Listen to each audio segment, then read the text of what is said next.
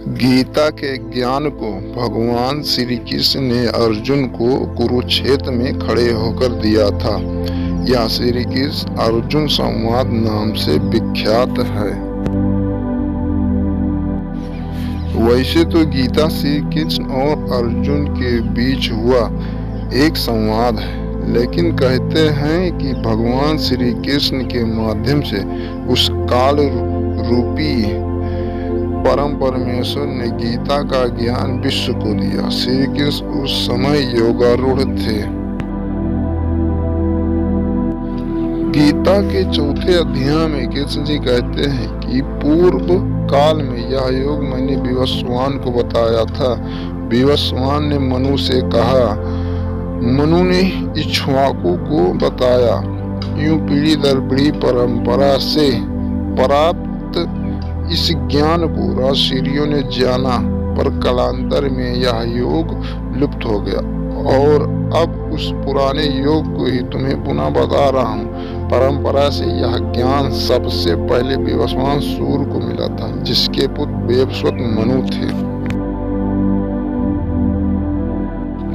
श्रीमद् भगवत गीता योगेश्वर श्री कृष्ण की वाणी है। इसके प्रत्येक श्लोक में ज्ञान रूपी प्रकाश है, जिसके प्रस्फुटित होते ही अज्ञान का अंधकार नष्ट हो जाता है।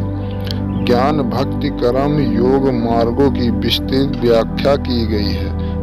इन मार्गों पर चलने से व्यक्ति निश्चित ही परम पद का अधिकारी बन जाता है।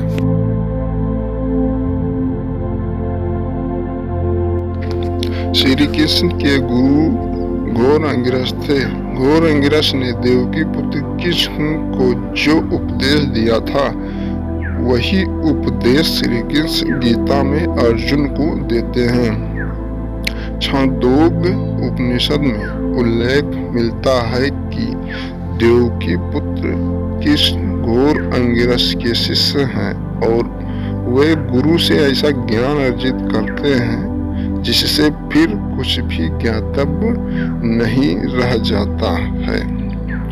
यद्यपि गीता द्वापर युग में महाभारत के युद्ध के समय रणभूमि में किंकरतक अर्जुन को समझाने के लिए भगवान श्री कृष्ण के द्वारा कही गई थी, किंतु इस वचनामृत की प्रासंगिकता आज तक बनी हुई है।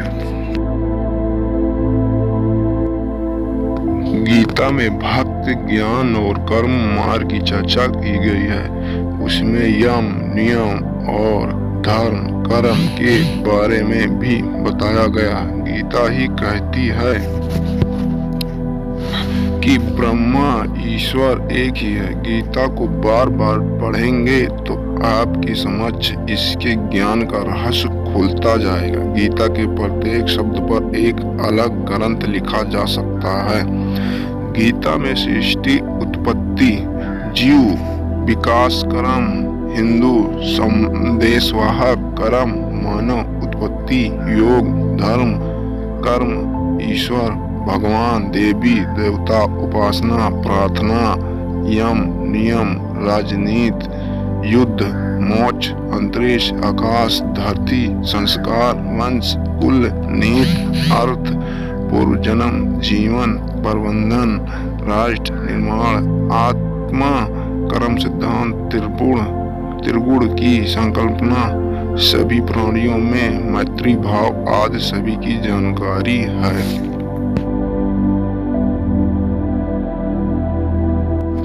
3112 ईसा पूर्व हुए भगवान श्री कृष्ण का जन्म हुआ था। कलियुग का आरंभ शक संवत से 3176 वर्ष पूर्व की चैत्र शुक्ल एकम प्रतिपदा को हुआ था। वर्तमान में 1939 शक संवत है। आर्यभट्ट के अनुसार महाभारत युद्ध 3137 ईसा पूर्व में हुआ। इस युद्ध के 35 वर्ष पश्चात भगवान श्री कृष्ण ने देह छोड़ दी थी। तभी से कलयुग का आरंभ माना जाता है। उनकी मृत्यु एक बहेलिये का तीर लगने से हुई थी। तब उनकी उम्र 119 वर्ष थी। इसका मतलब कि आर्यभट्ट के गणना अनुसार गीता का ज्ञान 5154 वर्ष पूर्व श्री कृष्ण ने अर्जुन को दिया था।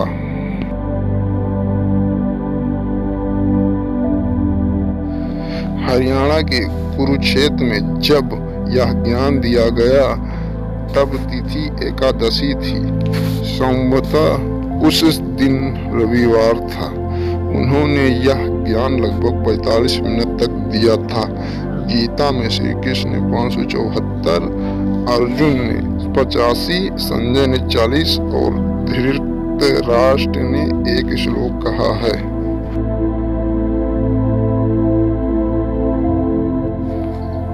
गीता की गणना उपनिषदों में की जाती है, इसीलिए इसे गीतोपनिषद भी कहा जाता है। दरअसल यह महाभारत के भीष्म पर्व का हिस्सा है। महाभारत में ही कुछ स्थानों पर उसका हरि गीता नाम का उल्लेख हुआ है।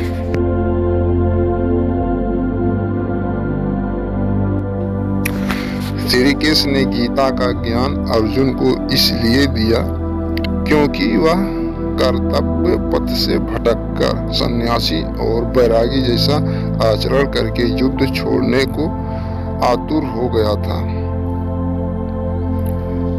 वह भी ऐसे समय जबकि सेना मैदान में डटी थी।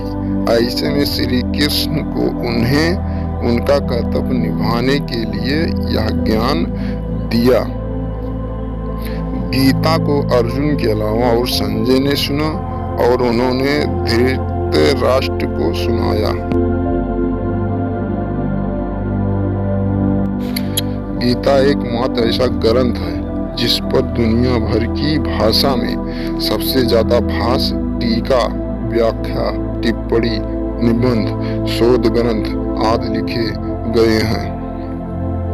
आदि शंकराचार्य, रामानुजाचार्य, मध्वाचार्य, निम्बार्क, भास्कर, वल्लभ, श्रीधर स्वामी, आनंदगिरी, मधुसूदन सरस्वती, संत ज्ञानेश्वर, बाल गंगाधर तिलक, परमहंस योगानंद, महात्मा गांधी, सर्वपल्ली, डॉक्टर राधा कृष्ण, महर्षि अरविंद घोष, एनी बेसेंट, गुरुदत्त, विनोबा भावे,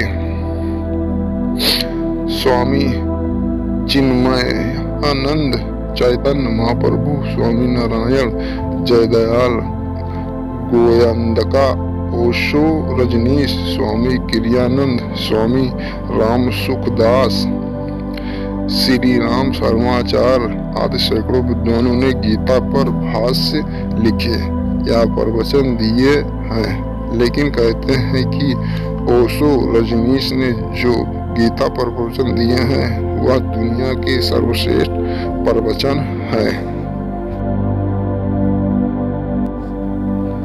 किस समय किसने गीता को महाभारत से अलग कर एक स्वतंत्र ग्रंथ का रूप दिया, इसका कोई प्रमाण कहीं नहीं मिलता। आदि शंकराचार्य द्वारा भाष्य रचे जाने पर गीता जिस तरह प्रमाण ग्रंथ के रूप में पूजित हुई है, क्या वही स्थिति उसे इसके पूर्व भी प्राप्त थी, इसका निर्णय कर पाना कठिन है।